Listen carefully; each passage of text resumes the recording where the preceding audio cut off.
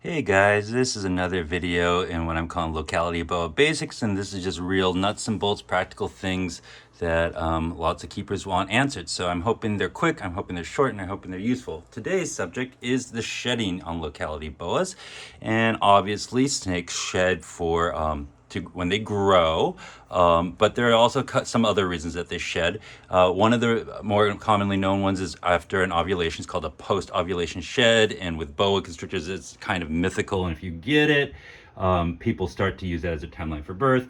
I believe that they will also have seasonally induced sheds in the fall and sometimes in the spring, just by the number of snakes I see shedding in unison.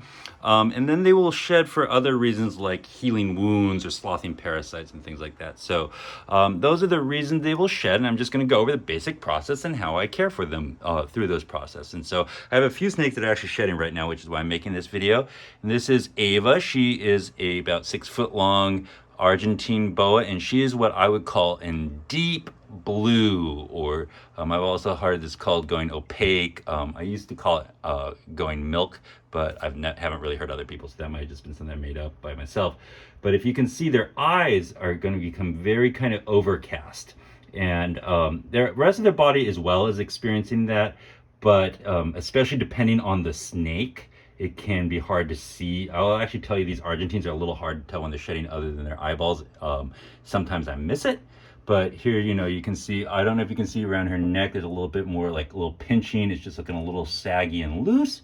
So she's what I would be considering like a day or two away from deep blue. And another day or two, I think that she's going to be solid opaque eye caps and stuff like that. So that's a good example of an Argentine. I'm going to give you another example of an Argentine that shows a little more of that like saggy loose skin.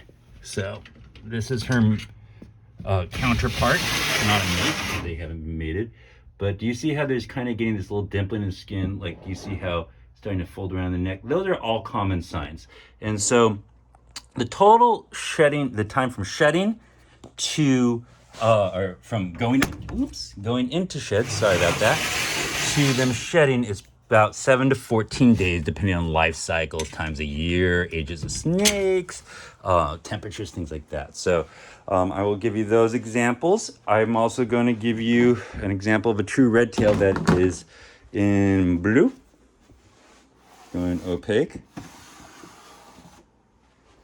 This is Dorothy, Dot, and she's not quite as far along as the other ones, and I don't know if you can see.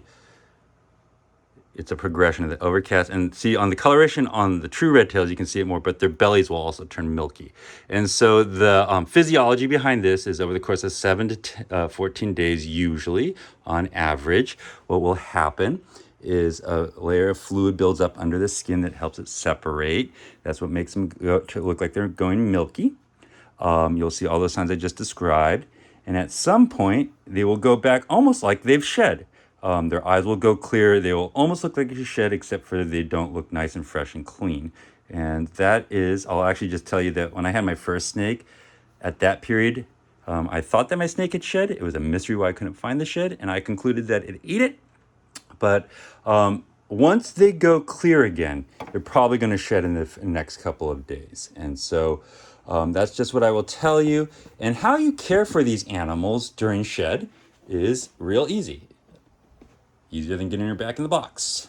The way you care for them during shed is by caring for them like you normally would. And by that I mean, if you need to spray your cages, hose them down, do anything heroic to adjust the humidity during the shed cycle, you are probably keeping them inappropriately.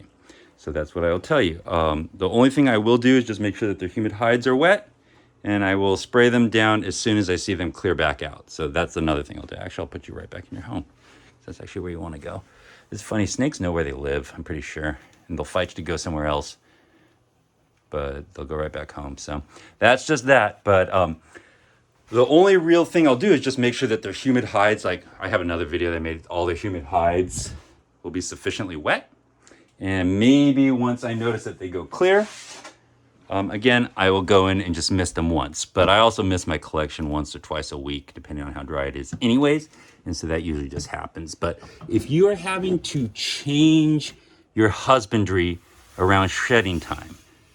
I'd tell you to change your husbandry around all times.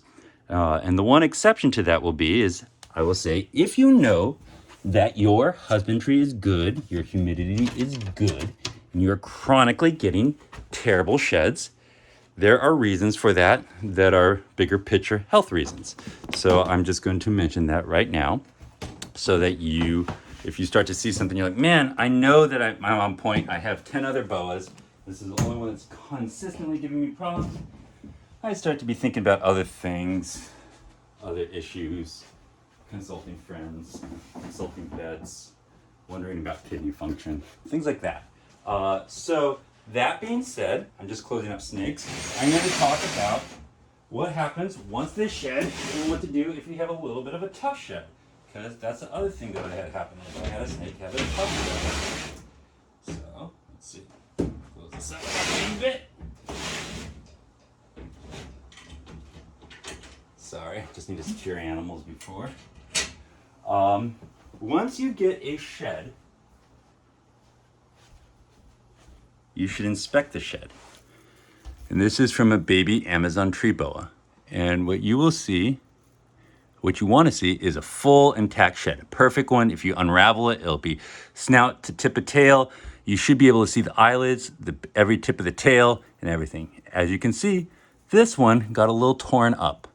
And I checked the eye caps, you couldn't really see them, but they are there. So I'd be worrying that the eye caps are still retained on the snake, but they're not because I found them in the shed. And I'd be making sure at least that the tail itself is has been shed out, because if they don't shed the tip of their tail and you don't get on it in the first couple of days, it can cause a little bit of a permanent kink. It's one of those things that stitching time makes it no big deal, but if you aren't careful about it, it will become a problem. So let me show you that tree boa that had that bad shed. This is telling me, I'll just tell you that as a keeper, the fact that this snake had a bad shed is my first harbinger that we're getting into the winter humidity. And I don't know if you can see, but we have it right there. It's all in here. The tip of this tail, especially on a tree boa like this. This boa actually, I'm not sure if it actually has a complete tail already or not. It might have a tip tail. I was looking at it. I'm not 100% sure, but especially on a thin-bodied tree boa like this, if you don't get that tail off, tip of the tail off, it will kink the tail. But luckily, it's pretty simple to do, and I'll just show you how to do it.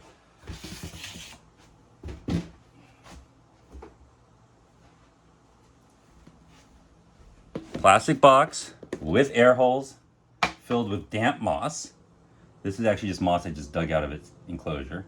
So, and then you put it in there, and hopefully, I'll just tell you, I'm not going to actually do it on camera because it's harder, especially with these snakes, and I don't want to risk damaging her. But you close that up, put it on the cool side of their enclosure for at least a couple of hours overnight. Usually they'll drop them themselves. If not, I will go through a few cycles of that before I actually try to manually do anything, especially on a tree boa. But even on the other boas, it's just go through a couple of cycles of letting them go in a humid chamber on the cool side of their enclosure, and they'll probably slough it off. On bigger snakes, what I actually prefer to do is use a bigger tub and put a terry cloth, a really wet, warm terry cloth towel in there. It's a little rougher, and it's cheaper than trying to fill it up with moss or something. So what I'm going to do with this snake is I'm going to get bit probably, but I'm going to get it off of that hook, close it up in the container, put it back in the cool side of the enclosure where it lives, and tomorrow morning I would say there's about 50-50 chance that the tail's going to be shed. If not, I'll do it again tomorrow evening, and again probably a third time, and then after that I'd be very surprised if there's still an issue. And big picture, I'm going to start my humidifier in this room because I think this is just the harbinger of the cold, dry season. So beyond that, that's how you manage them. It's not a big deal if you have an issue in the short run, but if you're getting big picture issues, you need to change your husbandry or you need to be going looking for health issues. Take care. Have a great one. Bye.